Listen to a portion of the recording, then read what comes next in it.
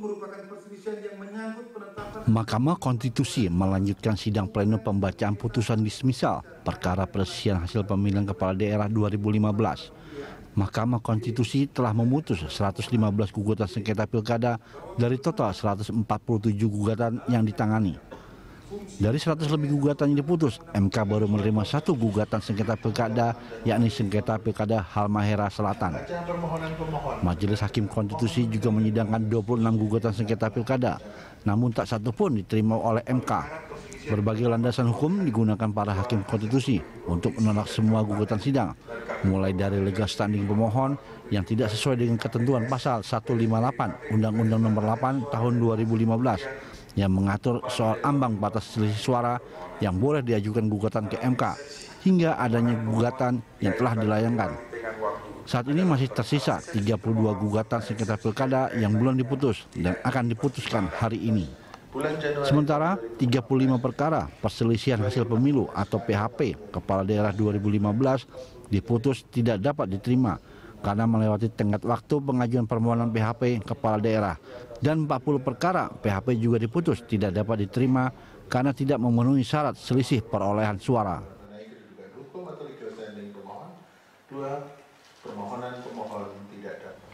Mahkamah Konstitusi kembali memutus 26 perkara perselisihan hasil pemilihan kepala daerah 2015.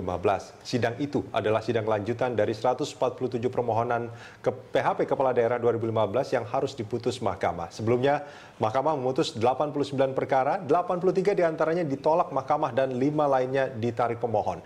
Untuk membahasnya telah hadir pengamat politik Gun-Gun Herianto, dan kami juga mengundang Anda untuk ikut berpartisipasi melalui SMS di 0811 833 35551 dan layanan telepon di 021 529 00310. Saya langsung ke Kang Gun-Gun. Kang, ini kalau kita bicara soal perselisihan hasil pemilu yang dimasukkan ke MK, itu ada 147 permohonan gugatan, dan hingga saat ini itu udah ada sekitar 100-an lebih yang diputuskan dan hanya 1 yang diterima untuk dilanjutkan.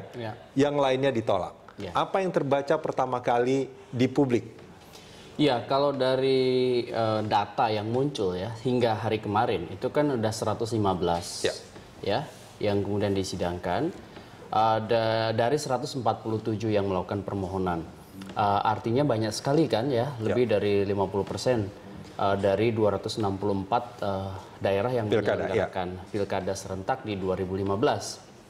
Saya membaca bahwa sebenarnya data ini menunjukkan bahwa minat untuk terutama dari kontestan ya yang kemudian bertarung dalam konteks pilkada serentak 2015 untuk mempersoalkan penetapan ya KPU di daerah terkait dengan hasil pilkada itu kemudian mereka upayakan menjadi sengketa atau perselisihan hasil ini kan pemilu bentuk ketidakpuasan mereka kan? Bentuk ekspresi ketidakpuasan, dan ini juga harus dibaca bahwa mekanisme persidangan di Mahkamah Konstitusi itu tentu rujukannya adalah undang-undang. Oleh karena rujukannya undang-undang, berarti ini adalah satu upaya legal formal, sehingga prosedurnya tentu juga mengacu kepada undang-undang. Nah, ini kan menarik sebetulnya. Di undang-undang itu kan sangat jelas, misalkan untuk mengajukan permohonan itu ada syarat-syarat syarat-syarat undang-undang yang administratif gitu. Misalkan selisih suaranya, terus juga tidak boleh lebih dari 3 kali 24 jam. Nah, ini kebanyakan permohonan yang pada akhirnya ditolak oleh MK itu karena alasan-alasan yang sudah sangat jelas tertulis di undang-undang. Apakah sebetulnya mereka yang mengajukan ini tidak memahami undang-undang itu, atau sebetulnya ada motif lain yang ingin disampaikan bahwa sebetulnya masyarakat harus tahu bahwa pelaksanaan pilkada kemarin itu tidak sungguh-sungguh sesuai harapan sebetulnya? Kalau tidak tahu undang-undang, saya agak mungkin bukan menjadi satu alasan. Karena pasti sebagai kontestan mereka punya lawyer, mereka kemudian juga legal standingnya sudah dipersiapkan. Sudah sangat paham sebetulnya. Ada juga yang memang mungkin pengumpulan buktinya terburu-buru sehingga 3 kali 24 jam pasca penetapan itu terlampaui, dan memang tuh MK saklek di situ. Kemudian juga mereka pasti tahu konstruksi hukum di pasal 158 Undang-Undang Nomor 8 ya 2015 ada satu prasyarat-prasyarat administratif untuk dia punya legal standing. Dan ini kan banyak yang gagal di situ. Dan MK di Pilkada serentak kemarin itu benar-benar menjadikan 158 ini sebagai rujukan utama beberapa kasus yang ditolak karena persoalan selisih penetapan suara. Dan prosentase dari selisih penetapan suara berbasis agregat kependudukan per kecamatan itu yang kemudian menjadi rujukan putusan Mahkamah Konstitusi, misalnya di tingkat provinsi ya. Ini kan mulai dari 2% sampai 0,5%. Pun demikian di kabupaten kota. Misalnya seperti kasus Pak Ramadan Pohan gitu dan Benny Mamoto di Pak Ramadan Pohan di Medan. Ya, kota ya. Itu kan agregat kependudukan per kecamatannya 2.400.000. Berarti dia lebih dari angka 1 juta. Berdasarkan undang-undang itu kan selisih terbesarnya 0,5%. Nah, artinya seperti kasus Ramadan ini, apakah Pak Ramadan tidak tahu misalnya konstruksi hukumnya? Mungkin tahu. Saya hakul yakin tahu lah. Karena dia juga termasuk anggota DPR ya, yang kemudian sangat terbiasa membaca undang-undang. Bahwa 0,5% maksimum itu kan pasti mereka tahu. Hanya kemudian Mas Rudi, bahwa orang yang kemudian punya keinginan dan kekecewaan yang ingin diekspresikan melalui kanal hukum ini pastikan berupaya memanfaatkan momentum ini. Dan dengan banyaknya itu mungkin ada harapan dari sekian banyak mereka yang melakukan gugatan itu bisa saja mungkin MK mempertimbangkan beberapa case yang terjadi di daerahnya. Berbeda kasusnya misalnya dengan Halmahera Selatan. Ini yang diterima kan? Ini yang diterima. Ini kan memang selisihnya hanya 18 suara ya. Sehingga MK menerima dan memutuskan untuk melakukan pemungutan suara ulang di satu kecamatan, namanya Kecamatan Bacan. Dan ini kemudian upaya yang dilakukan ini menurut saya juga rujukannya undang-undang. Karena selisih yang sangat tipis itu memungkinkan si pemohon itu untuk kemudian dipersidangkan, dan MK menurut saya ini memberi putusan yang sudah tepat. Tapi kan gini Mas Gun-Gun, kalau kita bicara soal selisih itu, oke 18 itu memang ini sangat mudah untuk berubah hasilnya sebetulnya. Tapi ada contoh misalkan dengan syarat-syarat selisih suara tadi. Taruhlah misalkan kontestan yang mengajukan gugatan itu menemukan sebuah kecurangan yang sangat jelas, faktanya ada, buktinya mereka miliki di satu tempat. Gitu. Nah, itu kan sebetulnya bisa saja menjadi puncak gunung es sebetulnya. Terjadi juga kecurangan-kecurangan yang sama di daerah pemilihan itu, tapi mereka tidak punya buktinya gitu. Nah, tapi karena perbedaannya terlalu sedikit, itu dianggap bahwa tidak sesuai dengan undang-undang. Artinya ada masalah sebetulnya dengan undang-undang ini sebetulnya kan, Kang Gun-Gun? Betul, waktu awal-awal pembahasan, terutama pada saat polemik 158 ini, banyak pihak yang mempertanyakan ketika ada kasus yang benar-benar nanti terbukti misalnya, meskipun selisihnya besar gitu ya, sehingga kemudian kan kalau berdasarkan konstruksi 158 bisa close case ya. Jadi ini yang kemudian menjadi satu persoalan secara substantif ya. Persoalan secara substantif itu kenapa? Karena berarti demokrasi lebih menekankan kepada prosedur, substansi dan kualitas kasusnya itu kemudian menjadi bermasalah. Aturan-aturan itu kan memang menunjukkan hal itu sebetulnya. Tetapi itu kan bukan ranah Mahkamah Konstitusi. Itu sebenarnya adalah ranah dari DPR ya.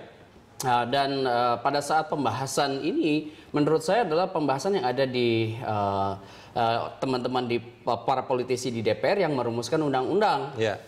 Ini kan kita tahu bahwa revisi Undang-Undang Nomor 1 ke Undang-Undang Nomor 8 2015 yang awalnya juga dari Perpu, ini kan maraton sekali itu direvisi. Dan saya pikir proses ini menjadi proses yang juga pertarungan tersendiri. Mungkin juga bisa melihat Mas Rudi di beberapa kasus pilkada sebelumnya, ini kan banyak gugatan. Tradisinya memang begitu, banyak gugatan pada penetapan hasil pemilu. Dan itu kemudian menjadi persengketaan yang legal standingnya kadang-kadang persoalan-persoalan kecil, tetapi kemudian memakan energi di Mahkamah Konstitusi, kan sebenarnya konteksnya waktu itu untuk menghindari itu. Tetapi kemudian sekarang memang harus ada upaya untuk sinergi sebenarnya dari sejak proses pemantauan oleh Panwas atau Bawaslu, kemudian penyelenggara pemilu juga harus punya goodwill dan political will.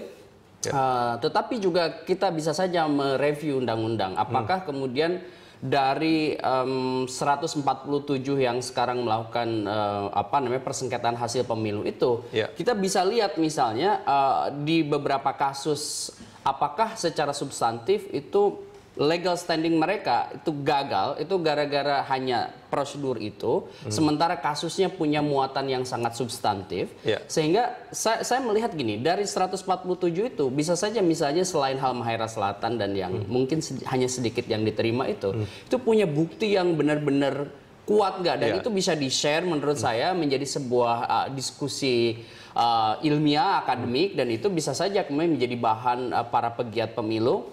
Kemudian bisa juga jadi bahan para peneliti misalnya untuk mengatakan bahwa oke, 158 ini dalam konteks prosedur legal standing mungkin bisa mempercepat putusan Mahkamah Konstitusi, tetapi apakah kemudian hari itu relevan? Karena misalnya tadi seperti Mas Rudi bilang, oke, kasusnya ini misalnya hanya di satu daerah ditemukannya, tetapi kemudian ini bisa puncak gunung es dari sebuah TSM terstruktur, sistematis dan masif. Itu menjadi satu ini sekarang itu. Iya, dan itu kan bisa saja kemudian dilihat ketika misalnya memang sulit melakukan semacam pencarian data pelanggaran pemilu yang masif itu. Taruhlah kemudian akhirnya ditemukan satu pintu, dan pintu itu sebenarnya bisa menjadi kotak Pandora dari kejahatan. Saya bilang kejahatan yang kemudian dilakukan oleh seseorang atau sekelompok orang dalam penyelenggaraan pemilu. Nah, makanya ke depan kita kan sudah mulai memikirkan sebenarnya sejak jauh-jauh hari.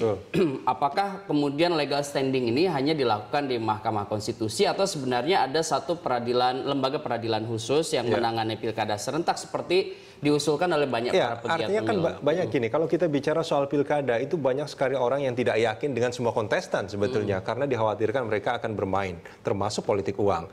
Nah, pada akhirnya mereka itu niatannya itu kalau politik uang masif sekalian gitu, biar perbedaan selisihnya itu kan biar sekalian besar dan tidak bisa diajukan ke Mahkamah Konstitusi pada akhirnya kan, Kang Gun Gun. Sebelum dijawab, kita jeda sebentar. Kita akan lanjutkan di segmen berikut.